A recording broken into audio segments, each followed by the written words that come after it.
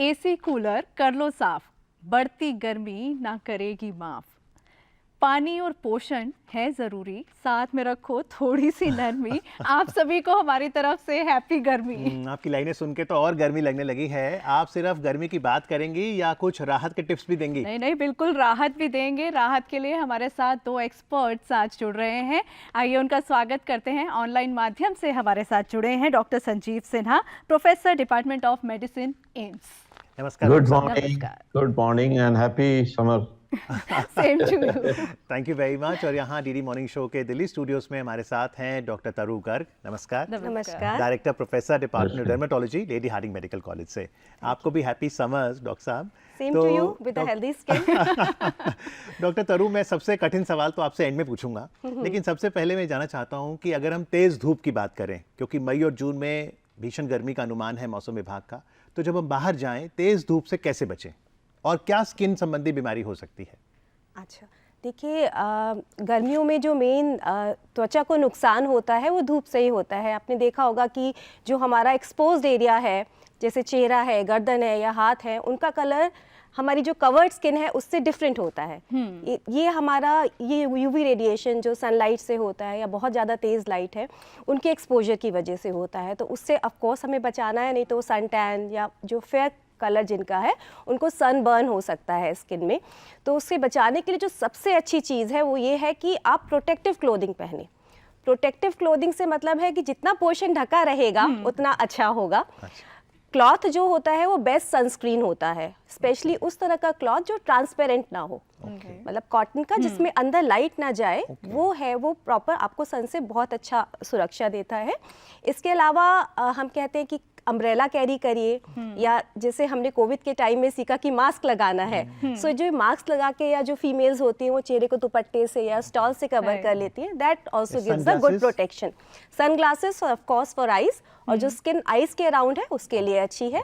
और कुछ सनस्क्रीन्स भी आते हैं तो उनका भी इस्तेमाल किया जा सकता है, पर जो सनस्क्रीन का इस्तेमाल करना चाहिए वो बेटर होता है कि विशेषज्ञ की सलाह के बाद ही करें। जी जी। डॉक्टर सिन्हा, गर्मी की जब बात आती है तो बहुत सारी समस्याएं शुरू हो जाती हैं। खास तौर से कहते हैं कि गर्मी में हमारा पेट गड़बड़ होने लग जाता है और भी कई तरीके की समस्याएं। तो क्या किया जाए गर्मी में? हाँ, गुड मॉर्निंग। मैं देखिए पहले ये बताना चाहता हूँ कि हीट स्ट्रोक क्या होता है, फिर मैं आपके क्वेश्चन पे आऊँगा। तो पहले तो ये देखिए, हीट स्ट्रोक जब आजकल जैसे समर है, टेम्परेचर 40 डिग्री के अराउंड चल रहा है, तो जब बॉडी सन एक्सपोजर होता है, प्रोलॉन्ग सन एक्सपोजर होता है, या जैसे लेबर होते हैं, कुछ लोग सन एक्सपोजर में काम करते रहते हैं, तो उस समय क्या होता है कि बॉडी में ओवर हीटिंग हो जाती है, और ओवर हीटिंग के कारण बॉडी में ये बॉडी का टेम्परेचर इंक्रीज हो जाता है, can go more than 104 degree Fahrenheit.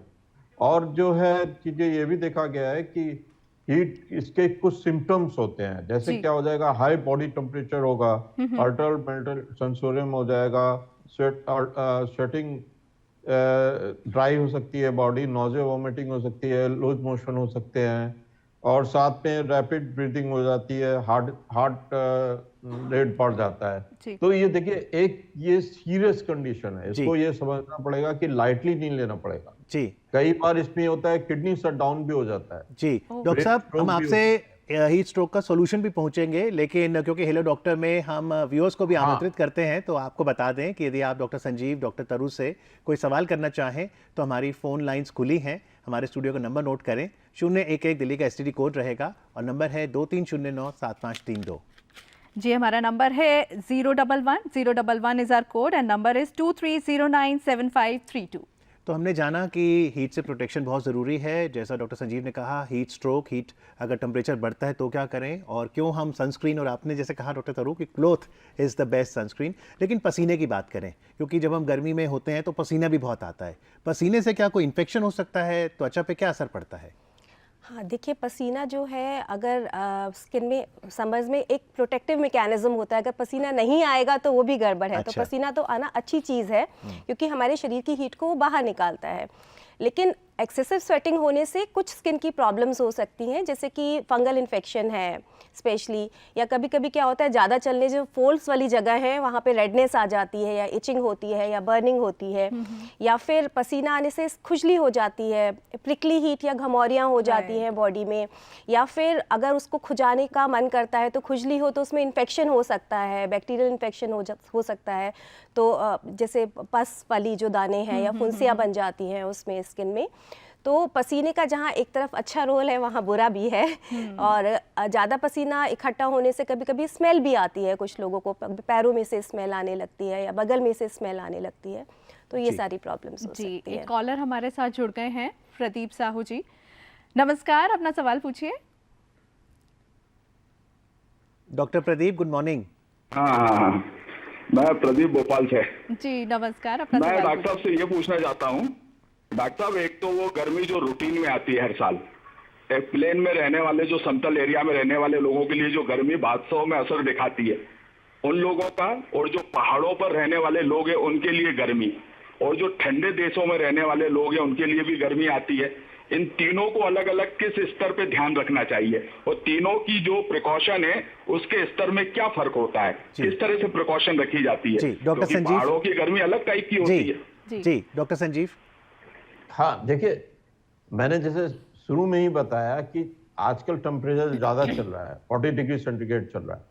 अब कुछ यूरोपियन कंट्री हैं जहाँ पर टेम्परेचर ज़्यादा है, तो उसमें हर जगह कोई डिफरेंट चीज़ नहीं है, हर जगह आपको प्रिकॉशन सेम है। जैसे डॉक्टर साहब ने बताया कि आप अगर बाहर जा रहे हैं तो आप अम्ब्रेला यूज़ करें, अपनी स्किन को कवर करके रखें, हाइड्रेट करके अपने को रखें। कुछ लोग कहते हैं कि आप नमक के पानी को भी ले सकते हैं, और साथ में प्रिकॉशन रखें कि जो स्पेशली एल्डरली पर्सन है और जो बच्चे लोग हैं उनको ज़्यादा ख्याल रखना है, उनको हीट एक्सपोजर से हमें बचाकर रखना है। तो प्रिकॉशन सबके लिए सेम है, ऐसा नहीं कि हम डिफरेंट है। लेकिन अगर आप कहेंगे हाई एल्टीट्यूड है या हिल्स पे हम जाते हैं तो वहाँ इतना टेम्परेचर नहीं होता है, बट आप दिल्ली में रहेंगे तो टेम्परेचर ज्यादा है। आप यूरोपियन कंट्रीज कुछ है वहाँ ज्यादा रहेगा टेम्परेचर, बट यूएस कंट्रीज हैं, certain part of US is having high temperature but other part of is having normal temperature. और वहाँ के हिसाब से अगर हम इंडिया में 40 डिग्री पे हाई टेम्परेचर कहते हैं तो वो 30 को ही हाई कह देते हैं, क्योंकि उनका इतना एक्सपोजर नहीं होता है। जी, पर डॉक्टर तरू, जैसे आपने कहा कि कपड़े पहने सबसे बढ़िया सनस्क्रीन तो वही है, अब हम देखते हैं ज्वेलरी भी लोग पहनते हैं, तो कई बार आर्टिफिशियल ज्वेलरी भी पहनते हैं, क्या उसका असर भी स्किन पे पड़ सकता है? बिल्कुल, जो आर्टिफिशियल ज्वेलरी होती है उसमें निकल करके एक मेटल होता है जो कि कभी कुछ काफ़ी लोगों को एलर्जी करता है। इनफैक्ट ये सबसे कॉमन रीज़न है एलर्जी होने का। तो समर्स में स्वेटिंग हो रही है तो उसकी वजह से मेटल और एक्सट्रैक्ट होकर स्किन में निकलने के चांसेस होते हैं। तो घड़ी जहाँ पहनते हैं या आर्टिफिशियल ज्वेलरी पहनते हैं या चेन पहनते हैं तो वहाँ पे इचिंग होने लगती है और दाने हो जाते हैं। अवॉइड करें फिर ये। हाँ, आर्टिफिशियल ज्वेलरी स्पेशली जिनको एलर्जी है उनको अवॉइड करना चाहिए। ये जो अभी हमारे कॉलर ने जो सवाल पूछा उसी में मैं एक ऐड ऑन कर रही हूँ कि सनस्क्रीन की बात आती है, जब भी धूप से बचना होता है सनस्क्रीन हम लोग अप्लाई करते हैं, लेकिन उस पर एक SPF नंबर होता है। वो SPF नंबर कैसे डिसाइड किया जाए, क्योंकि मार्केट में बहुत सारे SPF की सनस्क्रीन मौजूद हैं। बिल्कुल, देखिए SPF जो होता है बेसिकली जो UV रेडिएशन होता है, UVB होता है स्पेशली, उससे प्रोटेक्शन का जो होता है वो उसको डिनोट करता है। तो इंडियन स्किन के लिए हम बोलते हैं कि 15 से ऊपर का SPF भी ठीक है, लेकिन कुछ कंडीशंस ऐसी होती हैं जिनमें एक्स्ट्रा फोटो प्रोटेक्शन की या एक्स्ट्रा धूप से बचाने की ज़रूरत होती है, तो उसमें हम कहते हैं कि 30 SPF से ज़्यादा वाला सनस्क्रीन यूज़ करें। तभी मैंने आपको बताया कि विशेषज्ञ की सलाह से ही सनस्क्रीन इस्तेमाल करें, क्योंकि यहाँ पे मैं एक और इम्पॉर्टेंट बात बताना चाहूँगी कि हर कोई हर तरह का सनस्क्रीन नहीं लगा सकता। किसी की स्किन ऑयली है, किसी की स्किन ड्राई है, तो अगर ऑयली स्किन में वो ग्रीजी सनस्क्रीन लगा लेगा जिसकी ग्रीजी कंसिस्टेंसी है तो उसको पिंपल्स होने के चांसेस हो जाते हैं या और स्किन की प्रॉब्लम्स होने के चांसेस होते हैं।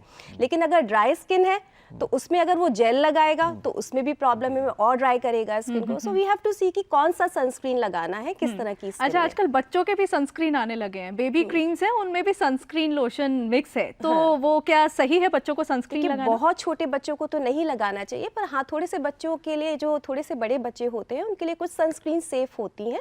उनको हम फिजिकल सनस्क्रीन्स कहते हैं। उसमें कुछ ऐसे सब्सटेंसेस होते हैं जो स्किन को इतना नुकसान नहीं करते हैं। जी डॉक्टर संजीव, जब पारा बढ़ता है लेकिन काम के सिलसिले में हमें बाहर तो जाना ही है, तो कई बार हमने देखा है कि एकदम चक्कर आ जाता है, व्यक्ति फेंट करने लगता है, तो ऐसे में क्या करें? हाँ देखिए, पहले तो आप अपने को डायरेक्ट एक्सपोज ना करें, सन से प्रोटेक्ट करें, हीट से प्रोटेक्ट करें। तो उसके लिए सबसे अच्छी बात है कि अगर आप शेड में रहें या अगर आप वॉक कर रहे हैं तो आप अपने साथ अम्ब्रेला रखें, अपने को फुली कवर करके रखें, जैसे डॉक्टर साहब ने बताया, फुल क्लोथ पहने, कॉटन क्लोथ पहने और अपने को हाइड्रेट करते रहें। सबसे इम्पोर्टेंट चीज़ है कि आपका हाइड्रेशन ठीक होना चाहिए। आपको डिहाइड्रेशन होगा तो उसके और भी साइड इफेक्ट हैं। तो अपने साथ पानी की बोतल रखें, ORS रखें और साथ में आजकल तो बड़े अच्छे अच्छे ड्रिंक्स आ गए हैं, लोग पैक ड्रिंक रखते हैं, तो वो लेते रहें। और साथ में अगर लगता है कि आपको इस तरह के सिम्टम्स हैं तो इमीडिएटली अपने डॉक्टर से कांटेक्ट करें। और साथ में हमेशा घर पे अगर हैं, आपको हीट लग रहा है या बाहर से आए हैं, तो थोड़ा रेस्ट करने के बाद शावर ले लें तो आपका बॉडी टेम्परेचर नॉर्मल हो जाए। जी, शावर की जो बात चीजों की, का ख्याल रखना चाहिए। और अगर बीमार होते हैं, आपको हीट स्ट्रोक होता है, तो तुरंत हॉस्पिटल जाएं। जी वहां पर डॉक्टर्स जो है, जी डॉक्टर साहब, एक आपको पूरा इलाज कॉलर करेंगे। फोन लाइन पर हैं, आइए उनका प्रश्न लेते हैं। हेलो हेलो जी, हेलो, सवाल पूछिए। हेलो जी, अपने टेलीविजन का वॉल्यूम कम करके जल्दी से सवाल पूछिए।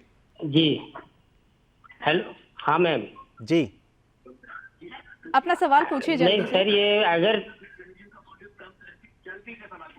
अच्छा ठीक है मैम, ये अगर तुरंत मुझे लू लग जाए, डॉक्टर के पास नहीं पहुंच पाए, तो क्या करना चाहिए? जी डॉक्टर संजीव। अगर आपको लू लग जाती है तो आप तुरंत अपने घर पर आए, जो और नियर बाय एरिया में जहाँ शेड है तो वहाँ पर जाके रेस्ट करें। और जैसे ही आप बेटर फील करते हैं तो अपने घर पर आकर आप शावर करें, आप नहा लें अच्छे से और अपने को कूल इन्वायरमेंट में रखें, पानी खूब पी लें और ड्रिंक्स ORS ले सकते हैं और रेस्ट करिए आप। और अगर आपको लगता है कि आपका बॉडी टेम्परेचर इंक्रीज हो गया है, थर्मोमीटर घर में है, तो उससे टेम्परेचर नापे जी और फिर आप उसके इलाज के लिए आपको तुरंत हॉस्पिटल आना पड़ेगा जी और आपको फिर हीट स्ट्रोक के सिम्टम्स। जी डॉक्टर तरु, इसमें हाइड्रोथेरेपी की भी बात होती है और जैसे कोल्ड वाटर शावर की बात है, तो ये बताइए, ठंडे पानी से जब हम नहाते हैं क्या त्वचा पर उसका अच्छा असर पड़ता है? देखिए, ठंडे पानी से गर्मियों में नहाना अच्छा है, बिकॉज़ जो स्किन है उसकी कूलिंग होती है, इसलिए अच्छा होता है स्किन के लिए। और बल्कि जो स्किन की प्रॉब्लम्स भी होती हैं, घमौरियाँ हम कहते हैं, पसीने से जो हो जाती है, उसके लिए भी हम कहते हैं कि ठंडे पानी से नहाएं और उसके बाद ठंडे पानी की पट्टियाँ भी रखें। अच्छा। उसमें भी राहत देता तो है आप ये कहेंगी सामान्य व्यक्ति अब जब गर्मियाँ आ रही हैं, एक बार नहीं, जैसे सुबह नहाने का प्रावधान है, कोशिश करें दफ्तर से आकर दिन में 2 बार नहाए तो बेहतर रहेगा। बहुत अच्छा है। शरीर की सफाई भी होगी। और साबुन, कोई विशेष साबुन? कोई भी साबुन का इस्तेमाल किया जा सकता है जो नहाने के लिए आते हैं।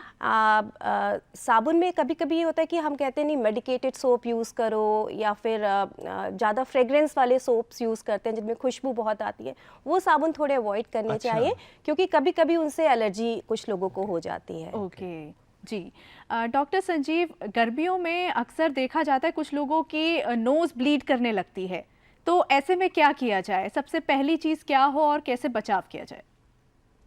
तो देखिए, जब ज़्यादा टेम्परेचर आता है एनवायरनमेंट में, तो उसके कारण जो मिकोजा है, नेजल मिकोजा है, वो ड्राई हो जाती है।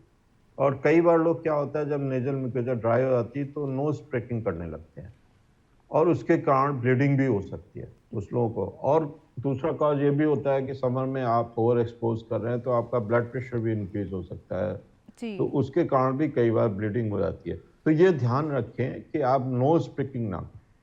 अगर आपको नोज में ड्राइनेस महसूस हो रही है तो आप पानी से धो सकते हैं या कोई ऐसी मॉइस्चराइजर लगा सकते हैं जिससे कि आपको नोज में ड्राइनेस ना हो। जी डॉक्टर तरु, और साथ में और कारण भी देखने पड़ेंगे कि जी। कोई इन्फेक्शन तो नहीं है, साइनोसाइटिस तो नहीं है जी। या किसी चीज से एलर्जी तो नहीं है जिसके कारण आपको ये ब्लीडिंग हो रही अच्छा, है। जिनको एलर्जी है तो उनकी समस्या बढ़ सकती है गर्मी में।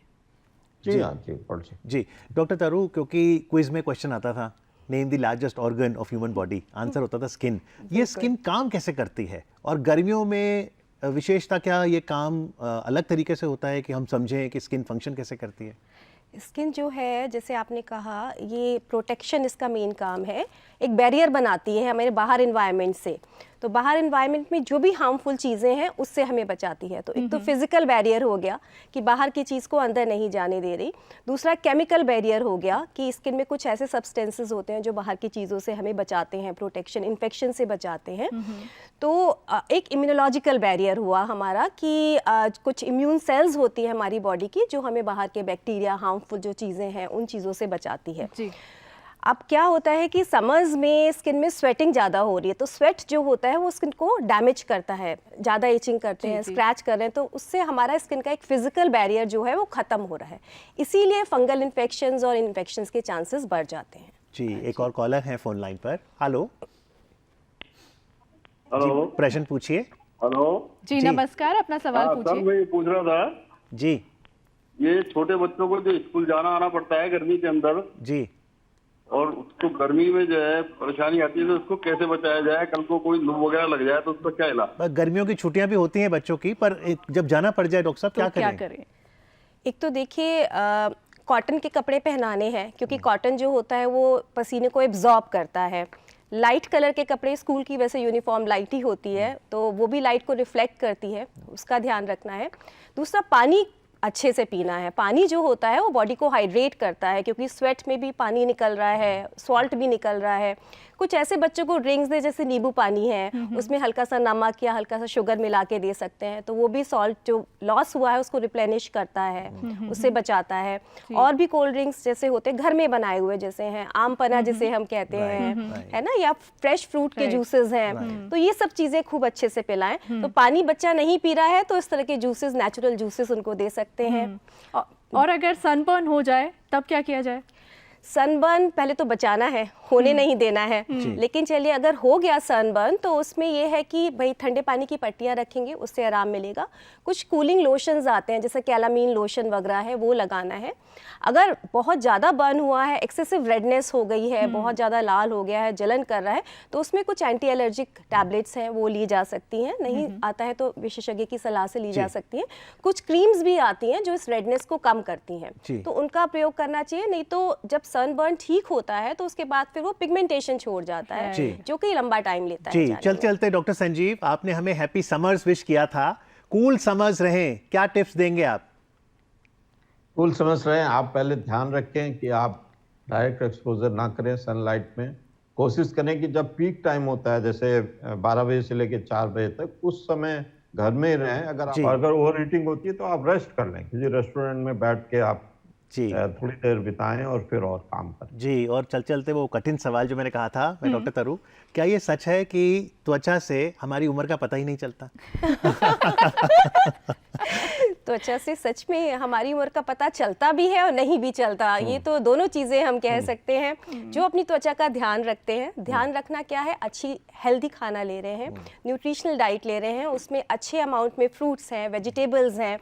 स्पेशली समर्स में कुछ फ्रूट्स वेजिटेबल्स होते हैं जिनमें कि एंटीऑक्सीडेंट्स होते हैं जो हमारी स्किन को बाहर की चीज़ों से, मैंगो है, कैरेट्स हैं, आंवला है, नींबू है, जिनमें विटामिन सी होता है, वैसे वाले फ्रूट्स हैं, संतरा है, मौसमी है।